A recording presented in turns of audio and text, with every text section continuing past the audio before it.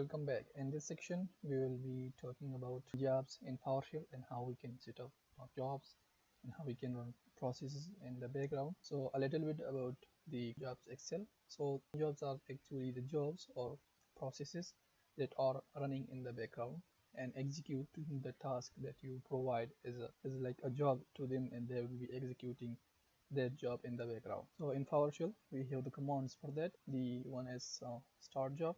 This will start the job for you, and then we have the get job, which will list out all the jobs that are running, and then we have receive job.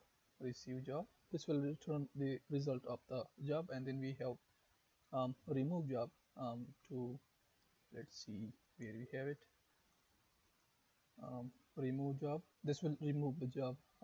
So we will be in this section we will be learning about jobs and in PowerShell. So I will see you in the next section.